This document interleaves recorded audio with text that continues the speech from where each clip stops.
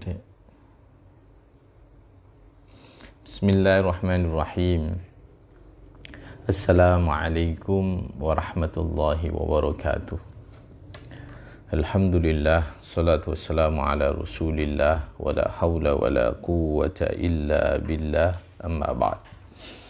Alhamdulillahirabbil alamin. Pada siang ini kita melanjutkan pengajian kitab Al-Arba'in An-Nawawiyah karya beliau Al-Imam An-Nawawi.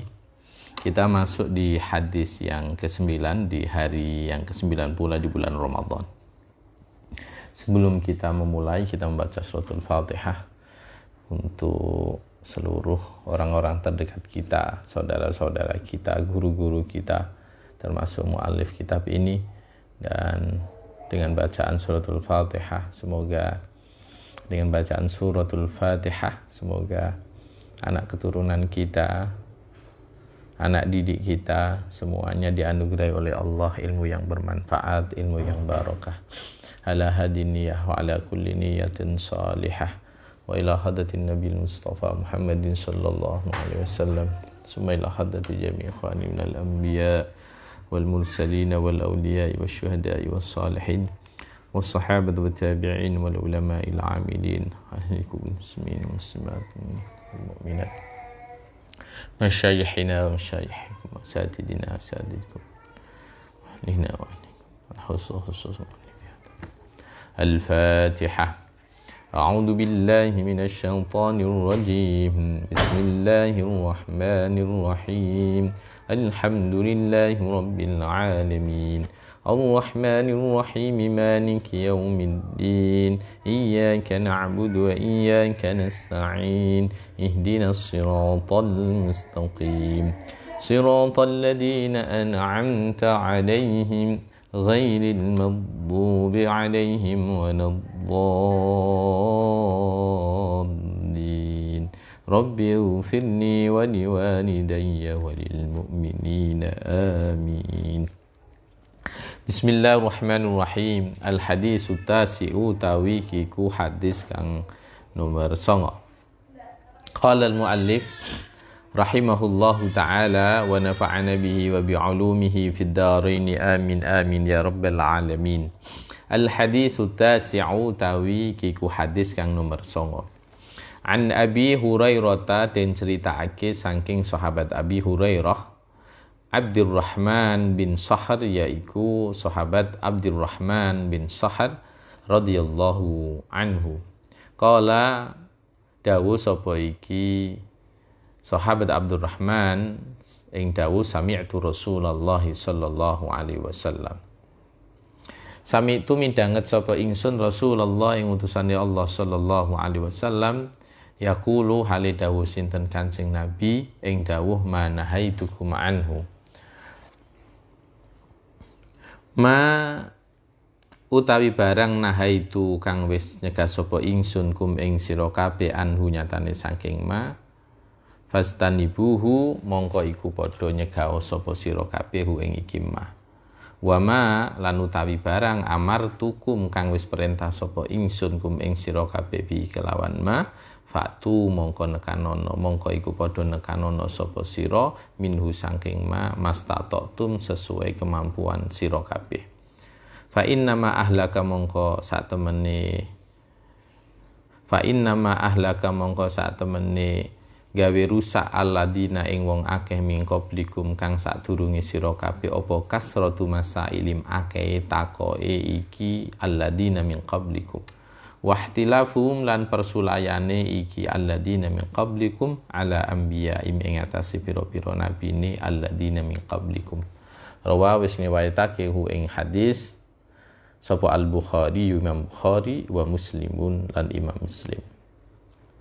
Alhamdulillah, di pertemuan yang ke-9 ini kita akan mengupas tentang satu hadis yang diriwayatkan oleh sahabat Abi Hurairah radhiyallahu ta'ala anhu. Hadis ini berkaitan dengan ada 2 poin sebenarnya, yaitu poin pertama berkaitan dengan bahwa kita harus imtitsali awamirih wajtinabi nawahi, sesuai dengan apa yang disampaikan oleh Rasulullah bahwa kita harus melakukan apa yang diperintahkan oleh Allah, apa yang dilarang oleh menghindari apa yang dilarang oleh Allah.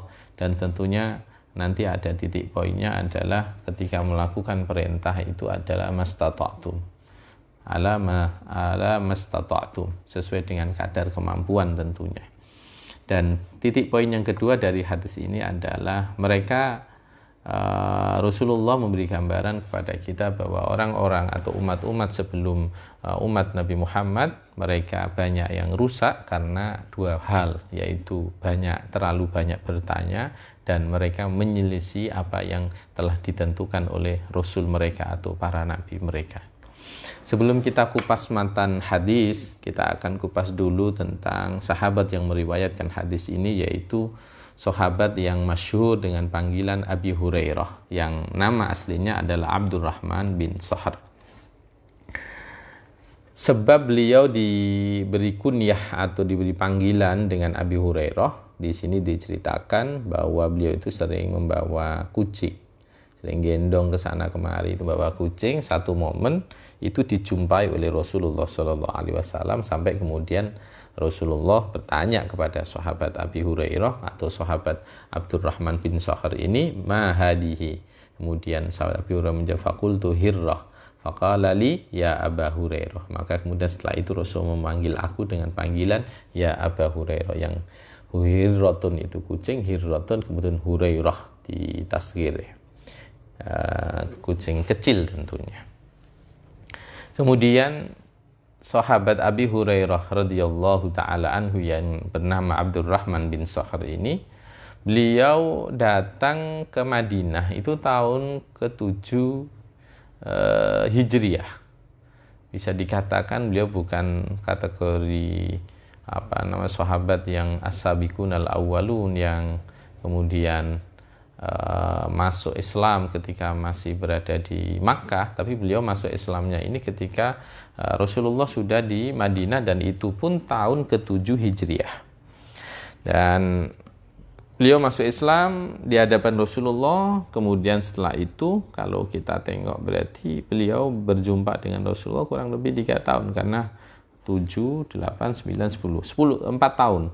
Mulazamatan tammatan raghbatan fil ilmi, falidzalika kana aktsarus sahabati riwayatan bi ijma'il ulama.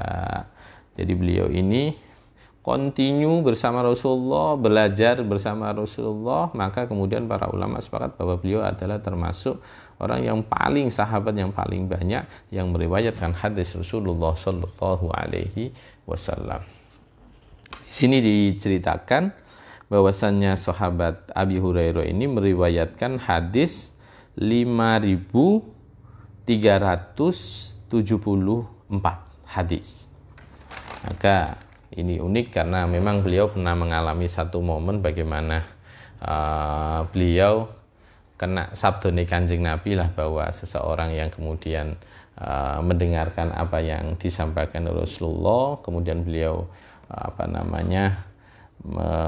membuka ridanya, selendangnya itu, kemudian setelah itu beliau mengatakan fawallahi ma nasitu syai'an sami'tuhu minhu, bahwa setelah itu beliau ketika apa yang didengar dari Rasulullah beliau tidak pernah lupa. Maka beliau termasuk sahabat yang aksarus sahabah riwayatan inda ijma'il ulama. Sahabat Abi Hurairah ini juga beliau termasuk roisu ahli sufah, yaitu kalau pemimpin ahli sufah.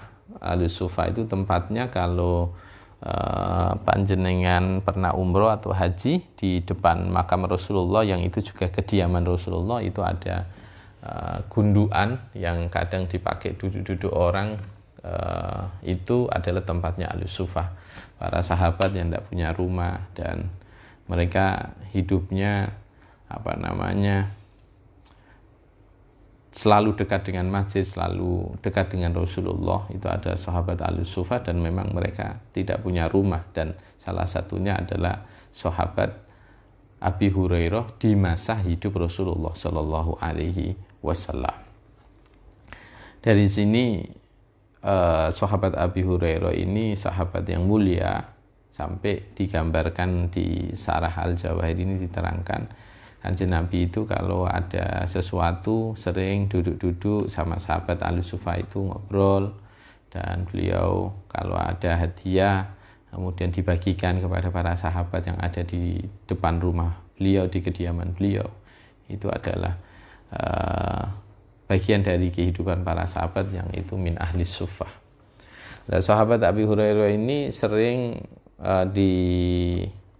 menemukan hal-hal yang kesan yang sangat dekat dengan Rasulullah, atau beliau mengalami walaupun cuma 4 tahun bersama Rasulullah, karena beliau Islam itu tahun 7 Hijriah.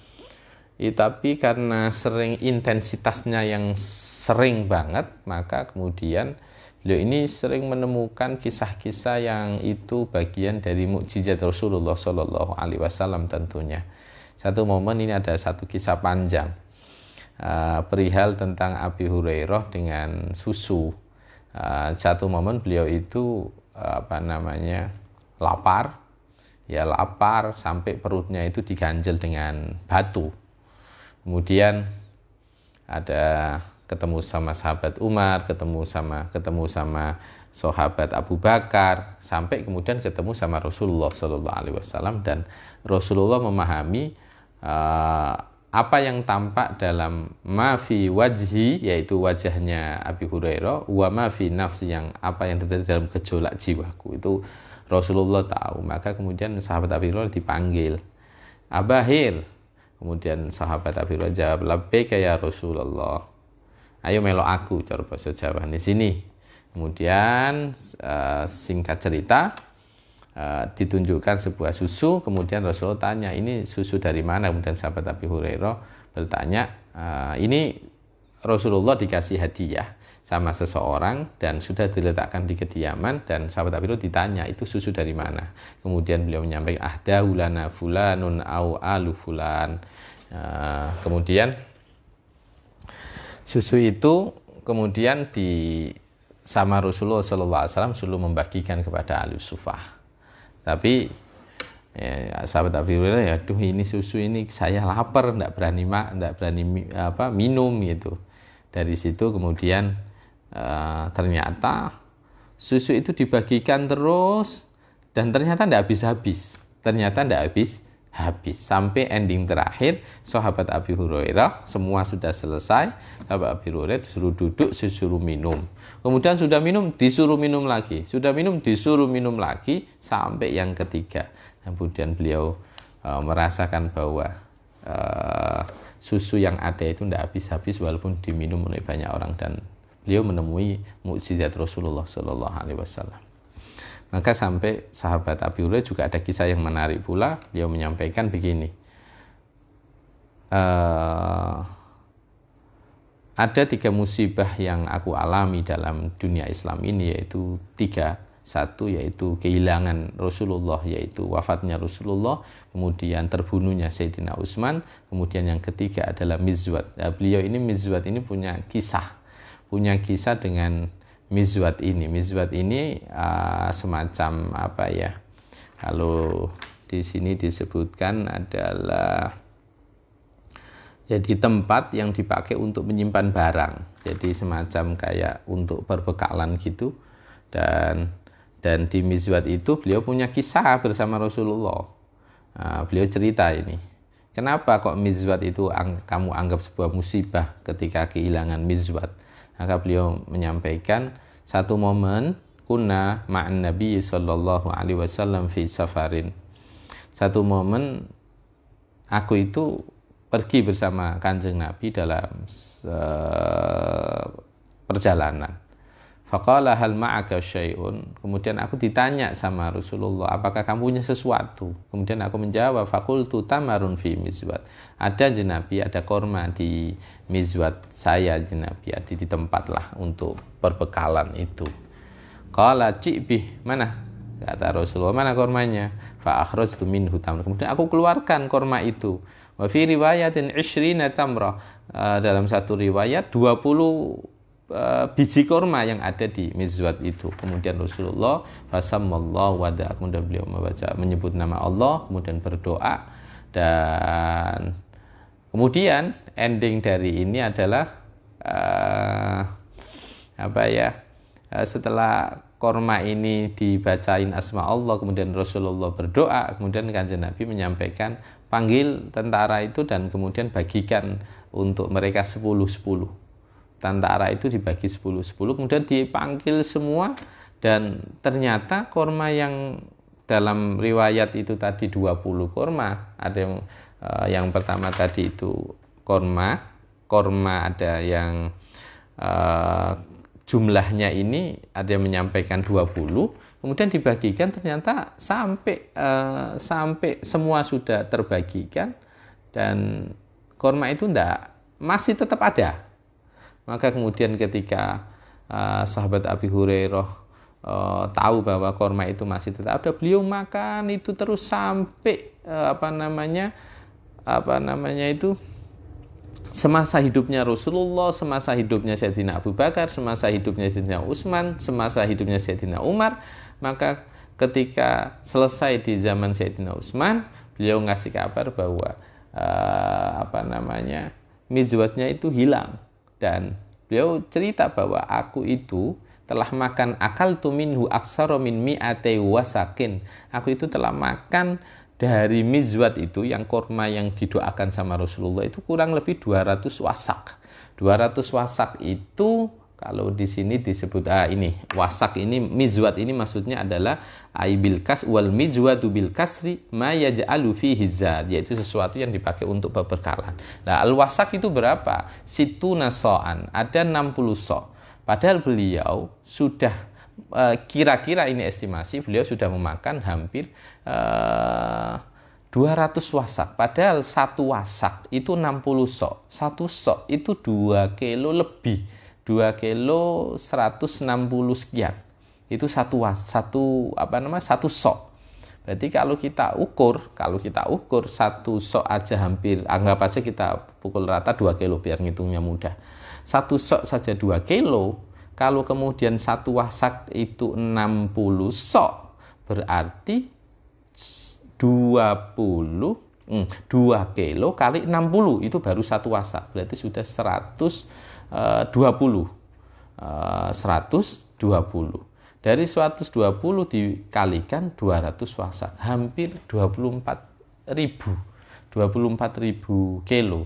Berarti bisa kita hitung, karena memang beliau makan korma itu mulai ketemu peristiwa itu, dan Rasulullah masih hidup zaman Abu Bakar, zaman Sayyidina Umar, zaman Sayyidina Utsman. Lama, dan itu hitungannya sudah ton, itu bukan lagi bukan lagi 1 kilo 2 kilo, hitungannya itu sudah ton, karena memang puluhan tahun.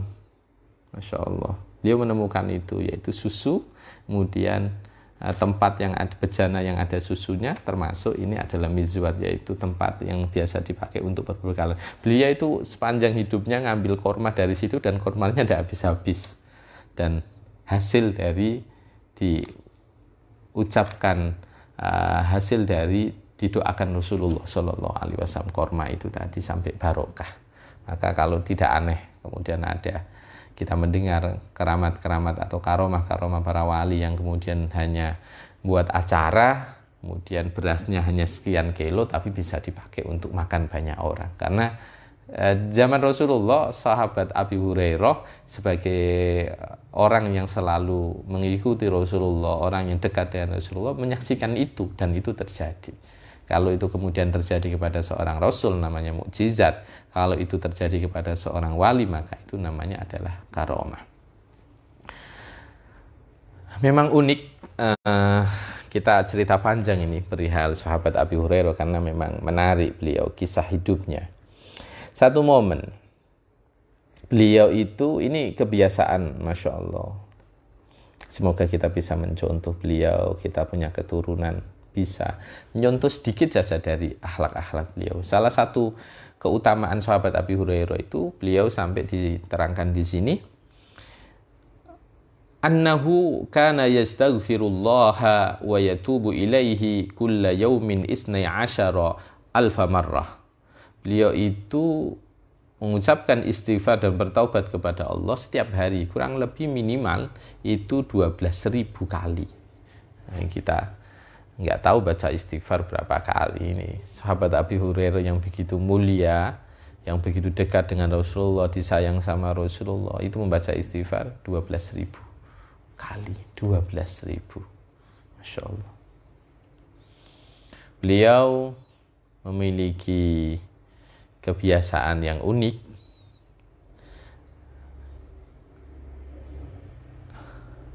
Kebiasaan yang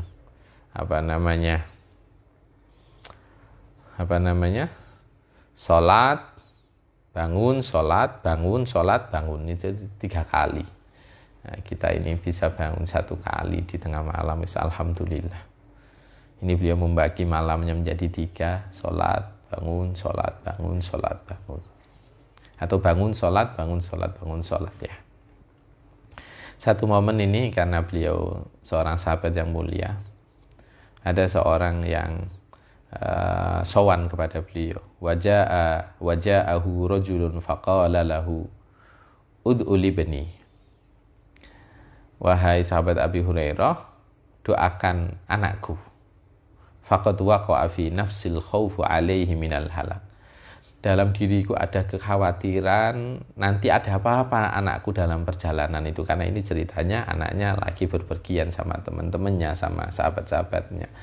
Aku ada rasa khawatir nanti terjadi apa-apa terhadap anakku. Tolong doakan anakku.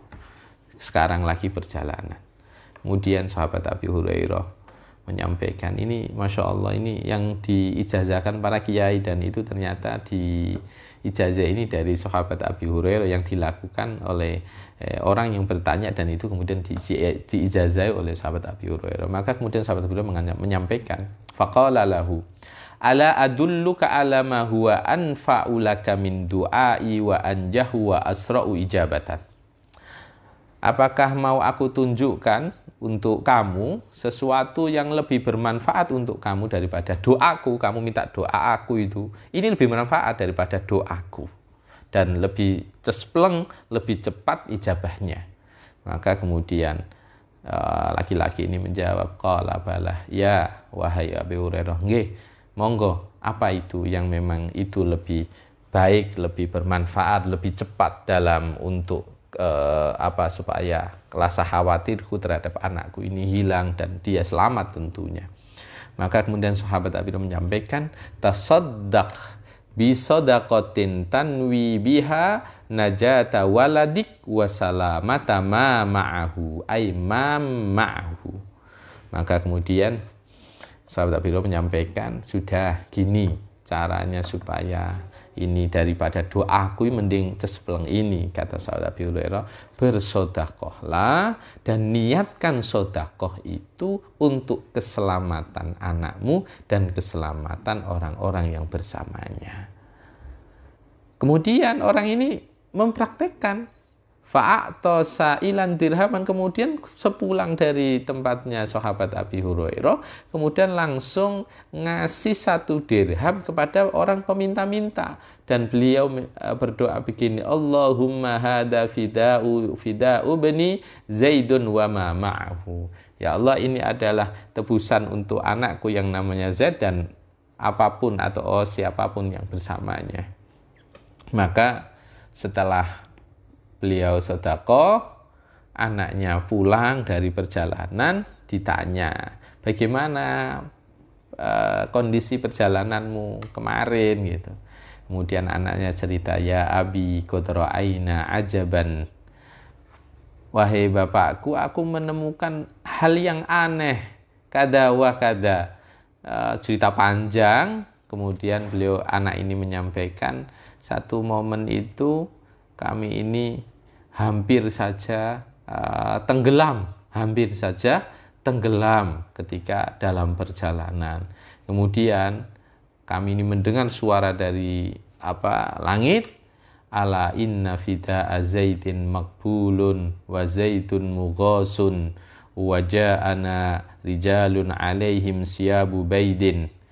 Maka kemudian ada suara dari langit bahwa tebusan Zaid, yaitu sodako yang diatasnamakan untuk anaknya, untuk keselamatan anaknya itu diterima. Zaid diberi pertolongan. Ada seorang laki-laki yang berpakaian putih mendekati perahunya itu, kapalnya itu, kemudian selamatlah Zaid dan orang-orang yang bersama Zaid hanya karena sodako. Maka guru-guru saya itu zaman di Kajen, termasuk mengijazahi almarhum Kiai Mas Adi, guru-guru saya di Matola itu sering menyampaikan bahwa orang kalau bisa sedekah itu selain untuk atas nama pribadi, kalau bisa sesekali atau sering juga dikhususkan sedekah untuk atas nama anak. Dan tentunya kita berdoa sedekah untuk atas nama anak itu, dan semoga anak itu menjadi anak yang soleh. Jadi sedekah untuk siapapun itu diperkenankan, sedekah untuk keselamatan, sedekah untuk kesembuhan itu diperkenankan, dan itu tidak dilarang karena termasuk tawassulan bi a'malil khair, karena termasuk tawasul dengan amal yang baik. Apa salah satunya amal yang baik? Ya sedekah itu, ya sedekah itu. Maka sahabat Abi Hurairah ini sahabat yang Masya Allah sangat mulia. Beliau ini usianya itu adalah 78 tahun. Beliau dimakamkan di Baqi. Adapun yang mengatakan dimakamkan di Asqalan atau yang dekat dengan Asqalan itu tidak ada dasarnya. Tapi yang masyhur beliau dimakamkan di Baqi dan meninggal pada usia 78 tahun. Oke, kita masuk di matan hadis. Beliau menyampaikan tadi, sahabat Abi Hurairah, sami'tu Rasulullah sallallahu alaihi wasallam. Aku mendengar Rasulullah bersabda, "Ma nahaitukum anhu fastanibu." Apa yang aku larang, maka hindari. Maka larangan Rasulullah itu pasti ya man atahrimin, yaitu larangan yang sifatnya haram. Larangan yang sifatnya haram. Kayak di sini diterangkan, jangan engkau menyiksa sebagaimana Allah menyiksa. Apa itu siksa? Menyiksa dengan api. Makanya kita tidak boleh membunuh binatang dengan kondisi hidup, itu tidak boleh. Dengan cara dibakar, maksudnya itu tidak boleh. Itu tidak boleh. Ya harus dimatikan dulu, kemudian baru dibakar. Disembelih dulu, baru dibakar. Tapi kalau masih hidup itu tidak boleh. Atau larangan Rasulullah juga bimakna aiman ikarohatin, yaitu larangan yang sifatnya makro, yang itu tidak disukai oleh syariat. Seperti apa di sini? Aila ta'kulu bishimal, jangan engkau makan dengan tangan kiri. Fazdanibu, maka hindari. Itu larangan-larangan, dan tentunya larangan yang dimaksud di hadis ini adalah larangan berkaitan dengan man atahrimin. Man atahrimin tentunya tetap kalau memang darurat pasti syariat memperbolehkan, seperti makan bangkai bagi orang yang terdesak. Kalau tidak makan itu dia bisa mati. Seperti orang minum khamr tapi minumnya karena dipaksa, itu tidak dikategorikan dia melanggar apa yang menjadi larangan Rasulullah Sallallahu Alaihi Wasallam. Kemudian Rasulullah melanjutkan, wa ma amartukum bihi, apa yang aku perintahkan untuk kalian, fa'tu minhu mastata'tum, maka tunaikan sesuai dengan kemampuan kalian. Maka kalau di sini perintah berarti ya wajib, tentunya berkaitan dengan wajib, seperti sholat, zakat, tentunya termasuk hal-hal yang lain tentunya sifatnya wajib. Atau perintah Rasulullah itu bisa bersifat sunnah, seperti kita disuruh untuk selalu mengingat kematian, aksiru dzikrul maut, perbanyaklah kalian mengingat mati. Itu anjuran. Fattaqullaha mastata'tum. Itu pun apa yang dilakukan itu tetap dengan kadar sesuai dengan kemampuan. Aima qadartum alaihi wujuban fil wajib wa nadban fil mandub.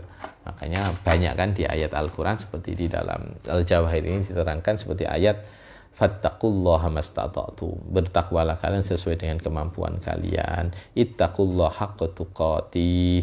Kemudian la yukallifullahu nafsan illa wus'aha wa ma ja'ala 'alaikum fid dini min haraj. Tidaklah aku jadikan agama untuk kalian sebuah kesulitan. Maka dari sini Islam sebenarnya dalam menjalankan syariat, memerintahkan untuk melakukan ibadah kepada Allah, prinsipnya adalah istitoah. Kalau mampu, kalau tidak mampu, tidak harus seperti itu. Contoh di sini seseorang yang sholat itu wajib, pasti tadi perintah Rasulullah ma amartukum anhu fa'tu minhu mastata'tum. Wa ma amartukum bihi fa'tu mastata'tum. Fa'tu minhu mastata'tum. Berarti sholat ini termasuk perintah, maka harus dijalankan. Cuma kalau idealnya orang sholat itu harus berdiri, orang sholat itu harus A, B, C, D. Nah, maka ketika seseorang tidak mampu untuk melakukan sholat dengan cara berdiri, ya dia bisa sholat dengan cara apa? Qaidan, dengan cara duduk. Fa'in ajaza anil qu'udi bihadal makna, dia kalau memang tidak bisa duduk, ya ittaja'a ala jambi, dia bisa turun miring. Tapi kemudian kalau dia tidak bisa, ya dia bisa dengan istalqa ala dhahri, dengan rebahan. Maka prinsipnya konsep syariat itu adalah lakukan sesuai dengan kemampuan. Imma urusan sholat, imma urusan zakat, imma urusan haji, semua dilakukan dengan kadar kemampuan. Maka kalau kita tengok ini, maka prinsipnya orang kalau menjalankan syariat apapun, ya jalankan sebisanya. Ya kayak puasa Ramadan ini, kita di momen bulan Ramadan. Kalau memang seorang supir, dia harus nyupir dari Surabaya ke Jakarta. Kalau kemudian dia harus puasa, maka bisa mengganggu konsentrasi. Kalau mengganggu konsentrasi, pasti bisa membahayakan penumpang yang dibawa. Maka boleh dia tidak puasa, nanti diqadha gitu. Karena kan tidak mungkin nyupir itu kan tidak mungkin tiap hari. Nanti di luar Ramadan bisa ditambal. Ketika dia libur, dia bisa nambal puasanya. Mudah. Karena ad-dinu yusrun. Ad-dinu yusrun. Ad-dinu yusrun. Agama itu mudah.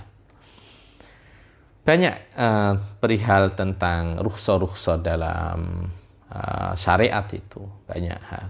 Makanya jangan kita memaksakan sesuatu yang sebenarnya itu dipermudah sama Allah. Itu dipermudah sama Allah. Jangan malah mempersulit. Jangan malah mempersulit. Ya kayak sekarang ini umpama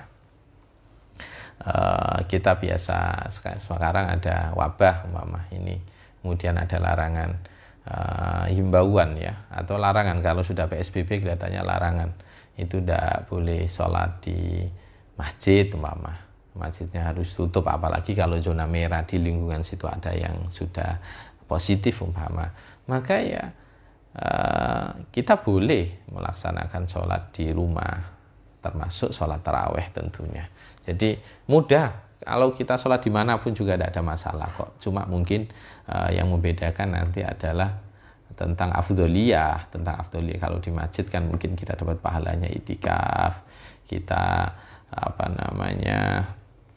melakukan perjalanan dari rumah ke masjid itu sudah bernilai pahala. Tapi kalau sholatnya sendiri, tarawehnya sendiri, ya nilainya sama. Nilainya sama, selama itu sama-sama berjamaah. Di masjid berjamaah dengan tetangga kiri kanan, kemudian kalau di rumah berjamaah dengan anak, dengan istri tentunya. Kemudian dilanjutkan di dalam hadis Rasulullah SAW, fa inna ma ahlakal ladzina min qablikum kasratu masailihim. Maka orang-orang sebelum kalian itu banyak yang rusak karena satu hal, ada dua hal. Yang pertama, sering banyak bertanya. Bertanya itu baik, tetapi kalau kemudian bertanya itu hal-hal yang tidak pokok, maka bisa jadi masalah. Ini banyak kisah zaman Nabi Isa, kemudian kisah Nabi Musa dengan umatnya. Nabi Musa ini yang banyak berkaitan dengan ibadah yang awalnya hari Jumat kemudian dipindah hari Sabtu, ternyata mereka dapat ujian ikannya banyaknya di hari Sabtu. Kemudian kisah tentang sebagaimana dalam Al-Quran surat Al-Baqarah itu berkaitan dengan sampai diabadikan jadi sebuah nama surat, itu ada kisah penyembelihan sapi betina yang kemudian itu diabadikan, dan prosesnya itu gara-gara banyak tanya. Coba dilihat di surat Al-Baqarah bagaimana ngeyelnya Bani Israel. Ini coba saya ceritakan kisahnya penyembelihan sapi itu. Jadi kalau di surat Al-Baqarah itu kan Bani Israel itu tanya kepada Nabi Musa, ini ada orang, jangan coba lihat di tafsir Jalalain, itu ada orang terbunuh tetapi yang bunuh tidak diketahui. Maka kemudian mereka meminta sama Nabi Musa untuk berdoa, meminta kepada Allah diberi petunjuk siapa yang membunuh supaya diketahui. Dan ternyata di kitab Al-Jawari ini diceritakan lebih detail bahwa ada ceritanya. Jadi ada seseorang yang laki-laki yang dia sebenarnya orang yang tidak punya dan ingin membunuh saudaranya supaya mendapatkan warisan. Pasti kalau warisan mungkin dia ingin mendapatkan warisan, dia satu-satunya yang menerima waris supaya bagiannya lebih banyak. Kemudian saudaranya ini dibunuh. Di sini ada yang mengatakan ibna ahi au akhau au ibna ammi. Tapi intinya ini saudaranya. Dibunuh, kemudian setelah membunuh itu dia laporan kepada Nabi Musa alaihissalam, mengadu. Kemudian Nabi Musa dilapori seperti itu, kemudian diketahui oleh masyarakat, kemudian ya masyarakat tanya, kaum Bani Israil tanya, minta kepada Tuhanmu untuk memberi penjelasan tentang ini supaya jelas siapa pembunuhnya. Maka kemudian turun wahyu, innallaha ya'murukum an tadbahu baqarah. Allah telah memerintahkan kepada kalian untuk menyembelih sapi, Nah, setelah perintah menyembelih sapi itu, ini berkaitan dengan fa innama ahlakal ladina min qablikum kasratu masailihim wahtilafu anbiyaihim. Jadi ketika Nabi Musa sudah bermunajat mendapat jawaban bahwa cara untuk menemukan pembunuh yang tidak diketahui itu adalah dengan cara menyembelih sapi. Tapi ternyata Bani Israil ini fata'ajabu min dalik, mereka bingung loh. Kami ini minta supaya pembunuhnya diketemukan, kok malah disuruh menyembelih sapi. Apa korelasi, apa hubungan antara menyembelih sapi dengan mencari pembunuh? Maka kemudian mereka tanya, ya kan nama ini pemimpinnya, nabinya, orang yang memimpin melakukan eksodus besar-besaran dari Mesir ke Lembah Tih. Maka kemudian ke tanah yang janjikan, yaitu Baitul Maqdis. Maka kemudian ya mereka mau tidak mau harus menerima. Nah, menerima itu, tapi mereka masih tanya terus, sapinya itu yang kayak apa? Sapinya itu sudah tua, apa masih anak-anak, atau apa yang sedang-sedang? Terus sapinya itu warnanya apa? Sapinya itu sapi peternak atau sapi yang dipakai untuk bajak sawah? Terus tanya terus, maka kemudian sampai hampir-hampir saja Bani Israil ini tidak mampu untuk menemukan sapi yang dikriteriakan tadi itu. Karena apa? Hanya gara-gara bertanya sesuatu yang tidak penting. Mestinya kan ketika sudah turun ayat innallaha ya'murukum an tadbahu baqarah, Allah sesungguhnya Allah memerintahkan kepada kalian untuk menyembelih sapi. Maka ya sudah, sapi apapun, mau sapi itu sapi perah, sapi untuk bajak sawah, sapinya itu mau tua mau muda, sapinya itu warnanya hitam apa putih apa kuning keemas-emasan yang sebagaimana malaunuha itu baqaratun safra, itu yaitu warna kuning yang membuat mata orang terkagum-kagum, yaitu kuning emas ya. Maka kemudian dari situ kesusahan mereka menerima sendiri karena sering tanya yang sesuatu sebenarnya itu tidak dijelaskan sama Nabi Musa, pokoknya sapi. Maka dari sini para santri, para sahabat semuanya, bahwasanya bertanya sesuatu yang tidak perlu itu kadang harus dilakukan. Jangan bertanya. Jangan kemudian semakin kita detail, semakin susah dirinya sendiri lah. Wong ketentuannya cuma sapi kok. Kemudian dia membuat spesifikasi sendiri. Nah, itu malah repot sendiri. Nah, dari sini ternyata saya baca di kitab Tafsir Munir itu tidak ada kisah ini. Kalau Tafsir Munir itu hanya proses diskusi antara Nabi Musa dengan kaumnya, yaitu Bani Israel. Tapi di Al-Jawari ini ada satu kisah, sapi itu ditemukan dari mana latar belakangnya. Kalau di Al-Jawari, di Tafsir Munir itu tidak ada sapinya itu miliknya siapa, tidak ada. Tapi ini di Al-Jawari ini ada penjelasan sapi yang dicari-cari itu yang warnanya keemas-emasan, sapi yang spesial itu sampai harganya berlipat-lipat dari umumnya sapi biasa. Maka kemudian ternyata sapi ini itu ada pemiliknya dan unik ceritanya. Ini saya ceritakan. Qissatu sahibil baqarah. Qissatu sahibil baqarah. Ternyata sapi yang diceritakan panjang lebar tadi itu adalah kanat hadhil baqaratu liwaladin barin biwalidayh. Ternyata sapi itu milik seorang anak yang berbakti kepada kedua orang tuanya. Khallafaha lahu abuhu, bapaknya ini meninggalkan sapi ini untuk dia. Wa kana hadzal waladu yuqassimul lail, anak ini membagi malamnya menjadi tiga bagian. Satu, yusolli sulusan, sepertiganya untuk sholat, wayanamu sulusan, sepertiganya lagi untuk tidur, wayajlisu inda ra'si ummihi sulusan, dan sepertiganya lagi dia duduk di duduk untuk menunggui orang tuanya, yaitu ibunya. Maka bisa kita tarik kesimpulan ini, anak ini Masya Allah malamnya itu dibagi jadi tiga, untuk sholat, untuk tidur, untuk nunggui orang tuanya, tentunya ini mungkin sudah sepuh. Kemudian sampai paginya beliau pergi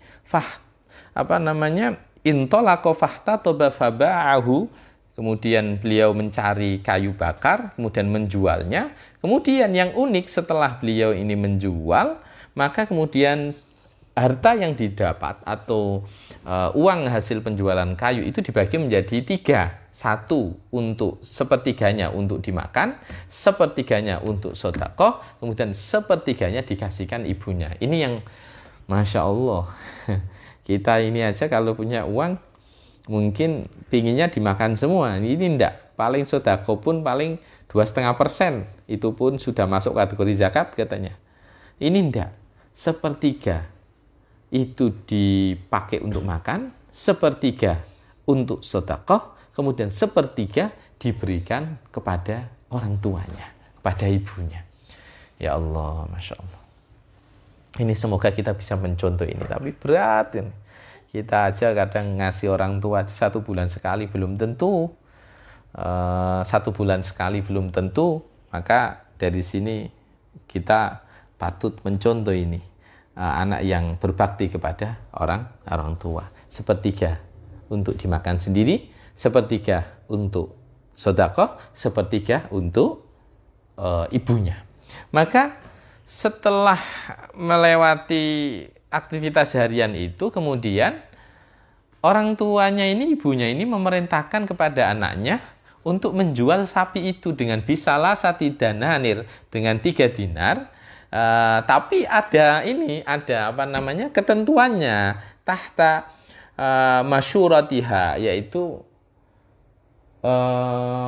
harus tetap atas izin ibunya. Jadi gini nak, sapi ini kamu jual 3 dinar, tapi tetap kamu harus nanti konfirm ke ibu bahwa ini sudah ada pembeli. Wa kanat qimatu hadal qadar. Jadi memang momen itu harga itu memang harga pasaran.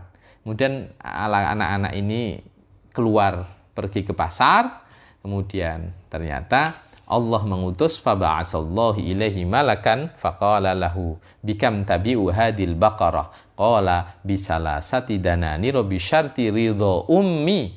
Kemudian Allah mengutus malaikat, dan malaikat bertanya, ini tentunya dalam wujud manusia ya. Kemudian bertanya, berapa kamu jual itu sapi?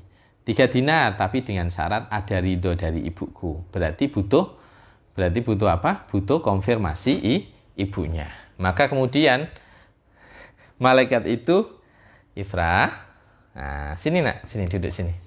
Kemudian malaikat itu ngomong sama anak ini, U'tika sittata dananir wala tusyawirha.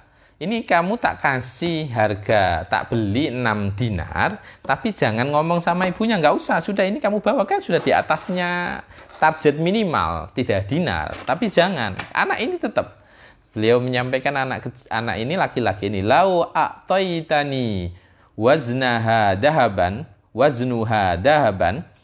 lam ahidhu illa biridhoha. Seandainya kamu ngasih aku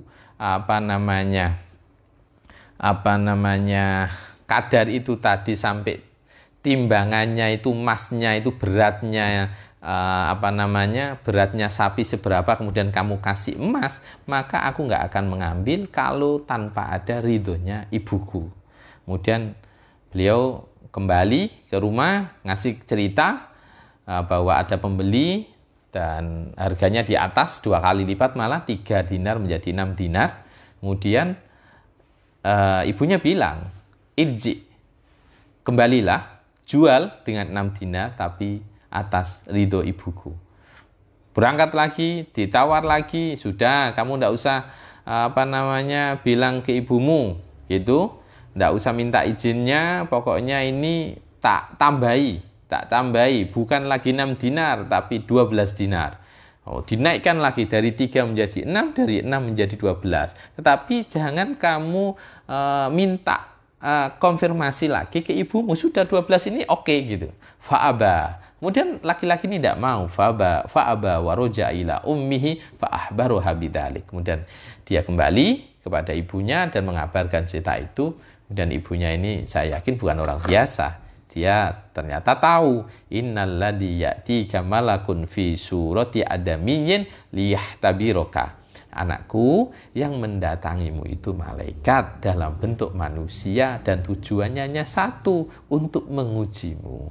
Faidan ataka fakullah, kemudian datangilah dia, ucapkan ke dia, atakmuruna an-nabi ahadil baqarah amla. Ngomong-ngomong ini, aku ini boleh jual sapi saya apa enggak? Maka kemudian malaikat ini mengatakan, sampaikan salam ke ibumu, sampaikan, jangan dijual dulu sampai ada yang membelinya,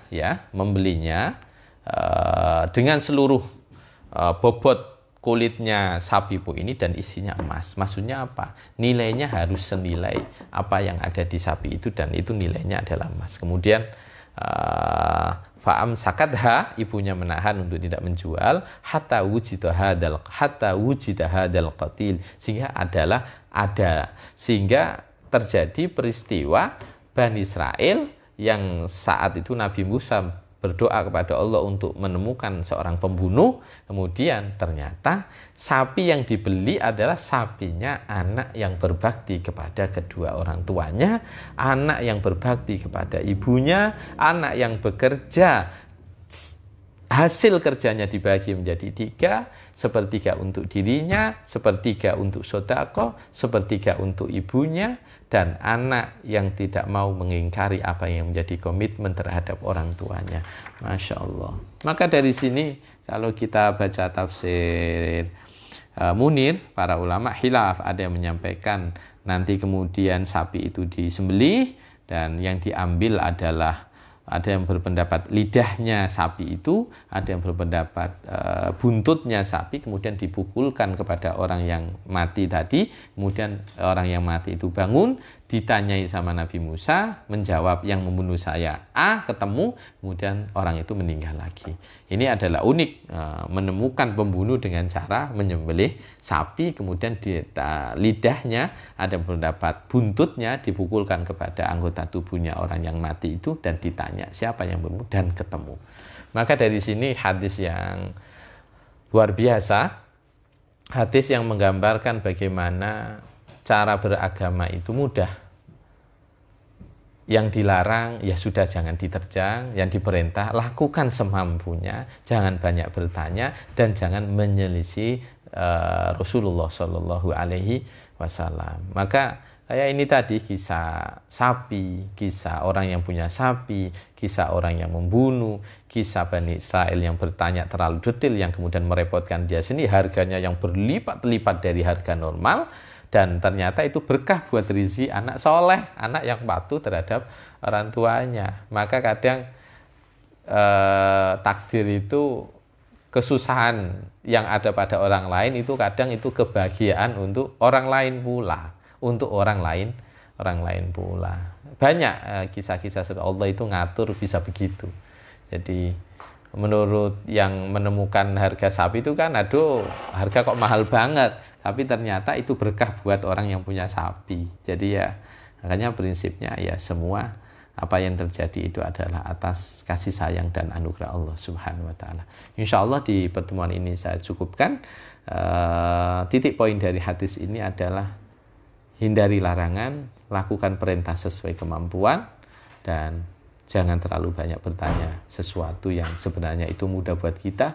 Kalau semakin bertanya, kita akan mengalami kesulitan sendiri. Hadanallahu wa iyyakum ajma'in, wallahu a'lam bissawab. Al-Fatihah. Alhamdulillahirabbil alamin.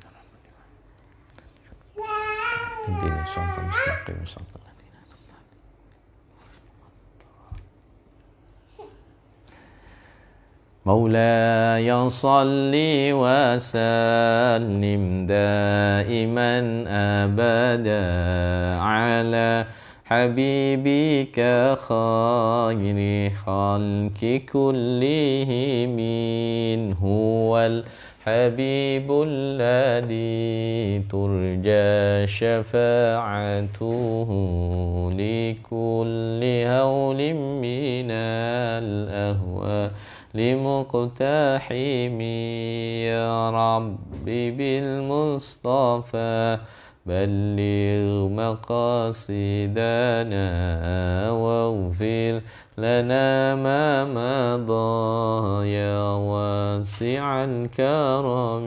السلام عليكم ورحمة الله وبركاته.